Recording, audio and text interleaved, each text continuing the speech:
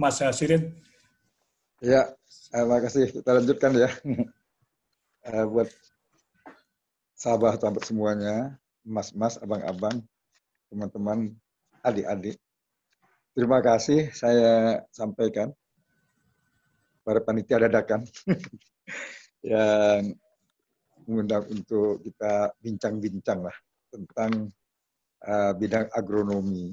Kebetulan kita sama-sama agronomi dan mungkin saya mulai dari lulus itu langsung saja berhubungan dengan petani sebagai penyuluh dan berakhir ditugaskan di bidang kebijakan di Dinas Pertanian Provinsi Kalbar. Nah, hari-hari memang berkutak istilahnya dengan masalah padi ini.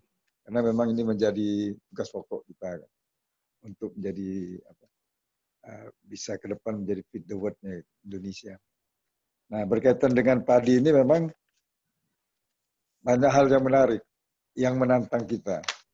Selalu timbul pertanyaan, sudah sejak merdeka sampai sekarang, peningkatan produktivitas kita tuh lambat sekali. Mungkin Mbak Ani pasti tahu, beliau lama di staf ahli. Sampai dengan sekarang kita baru 5 ton itu nasional. Nah, bisa kita lihat itu. Kalimantan itu 3 ton aja rata-rata. Sulawesi masih sekitar berapa nih? Ya, mendekati 5. Ya. Di dunia juga terus ya, hanya mencapai 10 ton. Amerika 7,5, walaupun ada padi. Cina 6,5, Jepang juga 6,5. Nah, Korea Selatan lumayan 6,8. Ada yang 7 kayak di Mesir dan beberapa negara lain. Nah, kita lambat sekali termasuk Kalimantan. Nah, saya orang agronom ini sederhana aja berpikirnya. Apa dan kenapa gitu.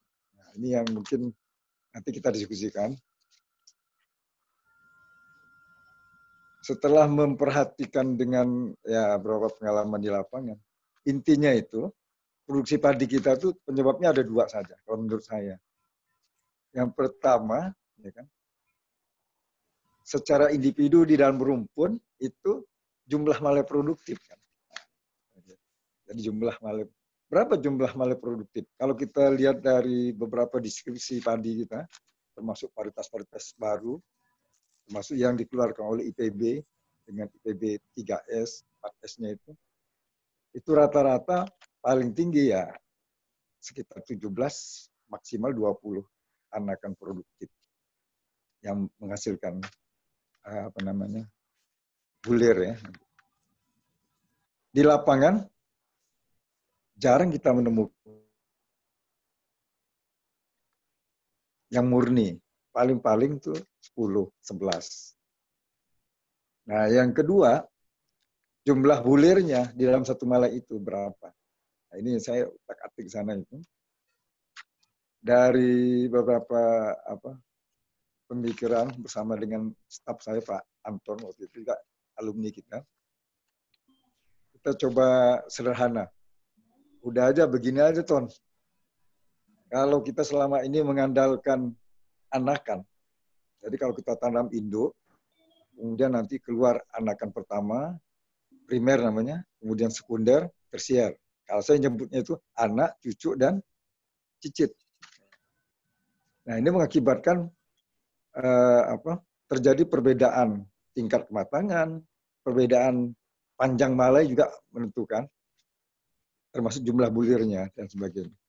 Udah deh, kita nggak usah mikirin anakan dah, karena selama ini metode konvensional kita usahakan anakan sebanyak-banyaknya, ya kan? Tapi belum tentu semuanya menghasilkan. Ada yang anakan sampai 40, 60, 70 juga ada. Tapi yang jadi berapa? Udah deh, Ton. Sudahlah, kita coba induk aja semua bagaimana. Nah, kira-kira begitu, teman-teman, sahabat sekalian, dari aspek agronomi.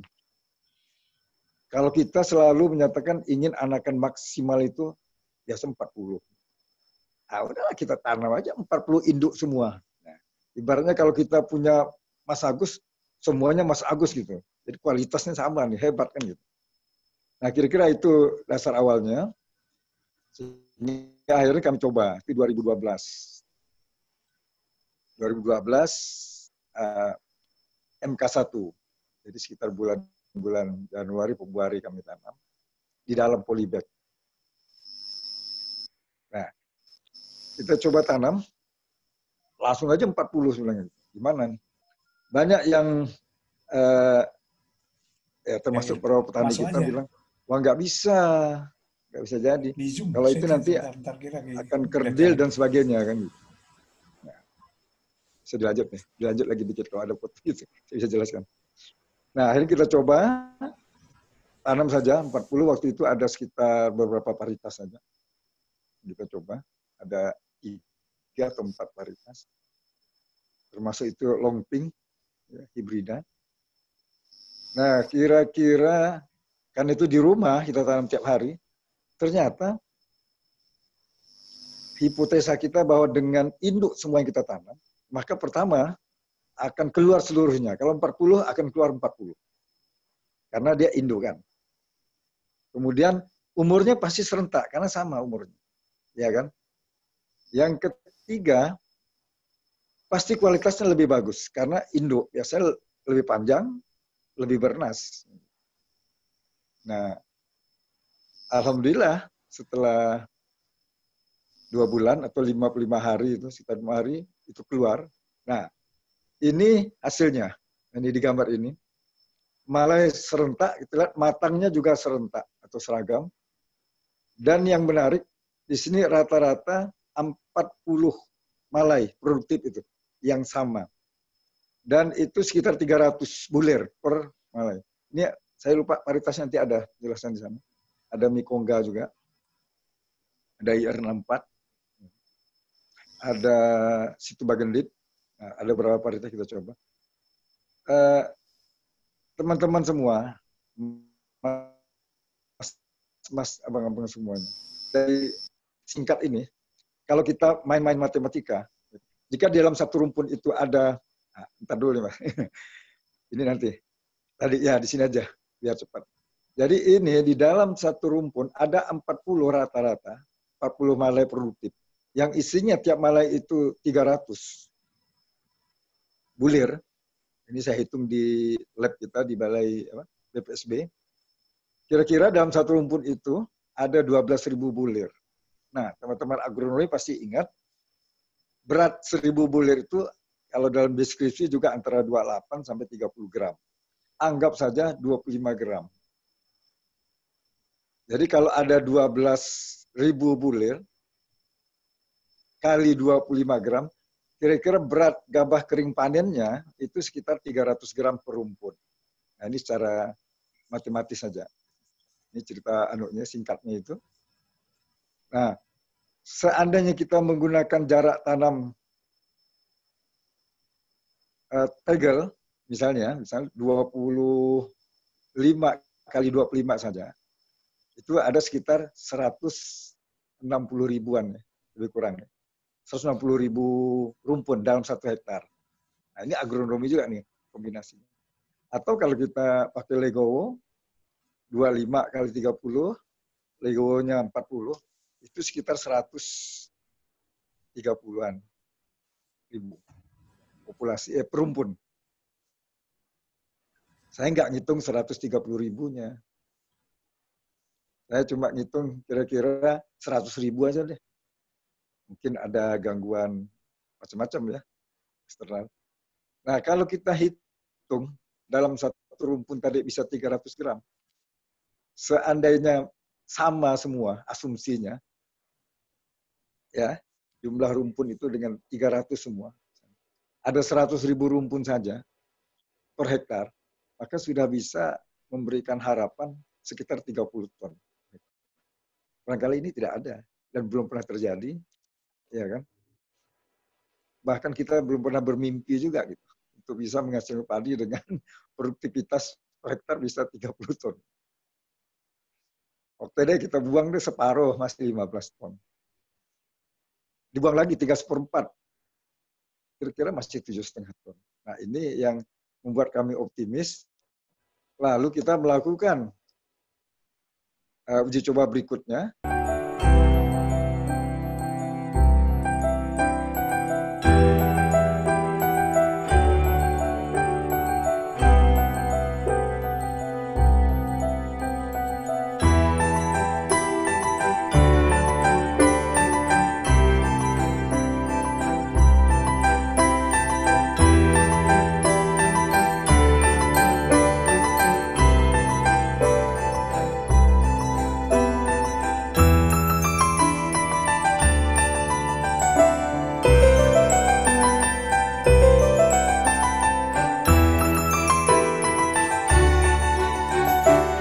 Ini uji coba kita hanya sebagai pembanding saja. Umur berapa nih? 21 hari. 21 hari. Lihat pembandingnya yang kita tanam secara konvensional, 1 bibit. Kita biasanya menuju ke sana. Jadi ini sebenarnya satu cara agronomi saja, bagian kecil dari teknik budidaya kita, yang biasanya tanam 1, tanam 3, atau 5, ini tiba-tiba kita tanam 20, atau 30. Yang ini saya coba 40. Gitu. Nah, lalu kita mencoba melakukan tahap keduanya, kita coba 1, 5, 10, 20, 30, 40. Mana nih yang paling optimal? Iseng-iseng saja dalam polybag seperti ini. Nah, kita lihat pertumbuhannya sangat luar biasa karena tidak ada stagnasi. Tadi umur 21 hari, ini umur 32 hari. Kita kebetulan menemukan yang optimal itu 20 bibit. Jadi bisa menghemat benih juga. 32 hari seperti ini kan aja sekilas ya. Coba lanjut Mas Umam ya. Ya. Ini umur 30 berapa? Umur 63 hari, 63 hari. Nah, ini 63 hari. Jadi 63 hari setelah tanam sudah keluar sudah masuk fase reproduktif, diperpendek nih fase vegetatifnya sehingga bisa lihat yang 1 bibit atau yang konvensional itu belum keluar, ya kan? Tetapi ini sudah keluar dan serentak. Ini ada lebih dari 40. Ini sekitar 60. Nanti kita diskusikan bisa. Tapi lihat serentak dan lihat umurnya, lihat juga panjang malainya. Nah, ini kami coba laksanakan. Umur 63 hari, lanjut. Iseng-iseng aja nih. Lebih cepat keluar malainya. Iya, jadi itu lebih cepat. Sehingga, karena apa? Karena induk semua. Kalau kita lihat pertanaman secara konvensional di lapangan, biasanya yang keluar duluan itu kan induknya 1 gitu ya. Baru nanti anakan, cucunya, cicitnya. Tapi dia serentak. Di samping lebih cepat juga lebih serentak. Nah ini, ya. Nah ini sementara kita buat perlakuan yang sama, pupuk dan sebagainya sama. Kita diskusi. Lanjut ya. Nah ini 54 hari itu, coba lihat. Keluar semua. Bulir. Nah ini. Jadi sangat bernas ya, panjang coba dilihat. Jadi ini rata-rata sekitar 200 sampai 250 jumlah bulir per malainya dan relatif bernas. Assalamualaikum. Ya, waalaikumsalam. Oke, lanjut nih. Ya ini aja untuk gambaran singkat. Nah, ini setelah matang ya. Hasilnya sekitar 250 gram. Satu rumpun. Jadi dari jumlah anakannya yang kita tanam tadinya 65, anakan yang produktif sekitar 50. Dan lihat warna kuningnya itu serentak. Lanjut nih. Jadi sebagai aja 250 gram. Nah ini pembanding tadi yang konvensional, apalagi yang 1 bibit, lihat aja karena itu anak, cucu dan cicit. Lihat tidak akan serentak lapangan. Walaupun anakan produktifnya banyak, ya kan, cukup banyak, sampai 33, tapi dia tidak memberikan hasil yang signifikan. Malah jadi butir menghijaunya banyak, sehingga banyak terbuang. Sia-sia, bahkan kempes ya tidak ada isi. Nah, tapi kalau ini karena dia indukan semua, ya relatif lebih seragam, kemudian bernas ya isinya. Dan jumlah lebih banyak. Kita ekspos ini di Bank Indonesia, justru Bank Indonesia yang merespon, karena mereka tanggung jawab tentang TPID. Ya, Bank Indonesia sampai hari ini mereka sudah mengembangkannya.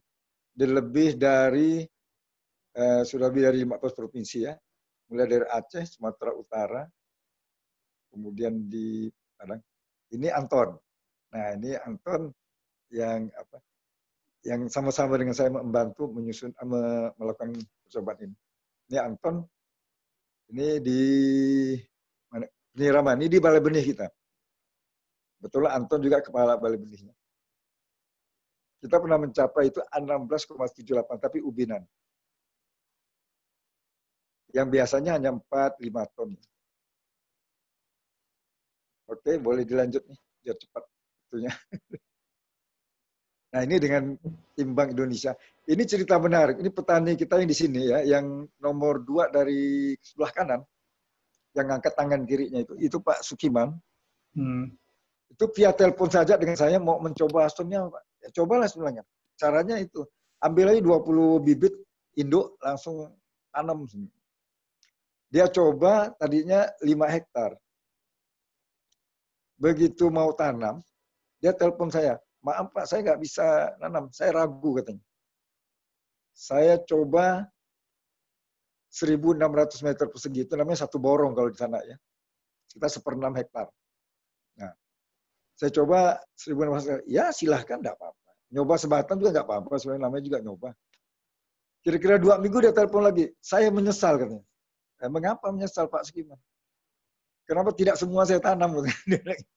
Karena ternyata 2 minggu itu pertumbuhannya sangat luar biasa dibandingkan dengan yang sisanya yang 3 hektar lebih yang lainnya.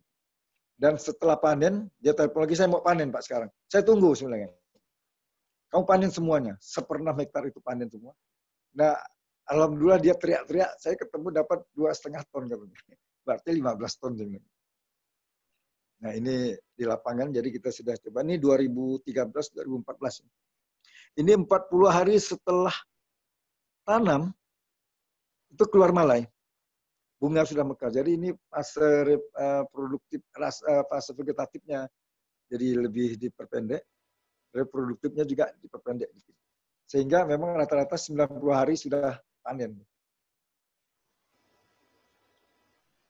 Nah, ini dia di Pak Sukiman.